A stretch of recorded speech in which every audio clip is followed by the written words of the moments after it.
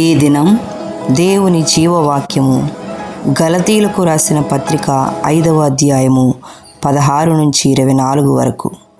యేసు ప్రభు ఇలాగు సెలవిచ్చుచున్నాడు, నేను చెప్పునదేమనగా ఆత్మానుసారముగా నడుచుకొనుడి, అప్పుడు మీరు శరీరేచ్ఛను నెరవేర్చరు. శరీరము ఆత్మకును, ఆత్మ శరీరమునకు విరోధముగా అపేక్షించును. ఇవి ఒకదానికొకటి వ్యతిరేకముగా ఉన్నవి గనుక మీరేవి చేయ నిశ్చయింతురో వాటిని చేయకుందురు. మీరు ఆత్మచేత నడిపింపబడిన ఎడల ధర్మశాస్త్రమునకు లోనైన వారు కారు. శరీర కార్యములు స్పష్టమై ఉన్నవి.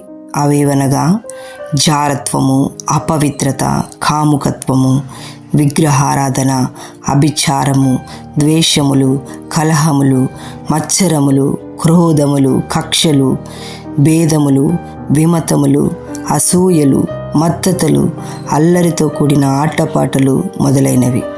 వీటిని గూర్చి నేను మునుపు చెప్పిన ప్రకారము ఇట్టి వాటిని చేయువారు దేవుని రాజ్యమును స్వతంత్రించుకొనరని మీతో స్పష్టముగా చెప్పుచున్నాను.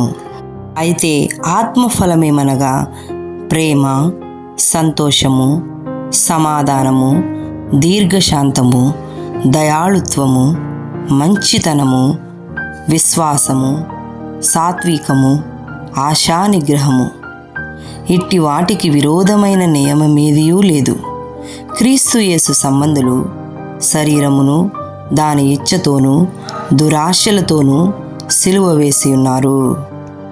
ప్రియ దేవుని బిడ్డ, దేవుడు మనతో చెప్పినట్లుగా మనము ఆత్మానుసారముగా నడుచుకున్నప్పుడే ఆ దేవుని రాజ్యమును సంపాదించుకోగలుగుతాం. శరీరానుసారంగా మనం ఈ లోకంలో బ్రతికితూ దేవుని వాక్యమునకు అవిధేయులుగా నడుచుకుంటున్నప్పుడు ఎట్టి పరిస్థితుల్లో కూడా దేవుని రాజ్యమును మనము సంపాదించుకోలేం.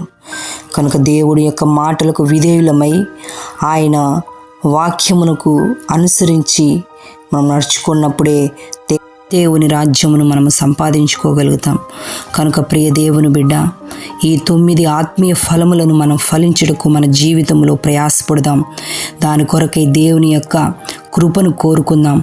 ఆయన యొక్క కృపలో, ఆయన దయలో, ఆయన వాక్యానుసారంగా మనము విధేయులు నడుచుకున్నప్పుడు ఆయన అపారమైనటువంటి కృప మన మీద కుమ్మరించబడి ఆయన మనలను ఆత్మలో మనం నడిపించుటకు ఆయనే సర్వశక్తిమంతుడై ఉన్న దేవుడుగా ఉంటున్నాడు. అట్టి కృప దేవుడు మనకందరికీ దయచేయునుగాక.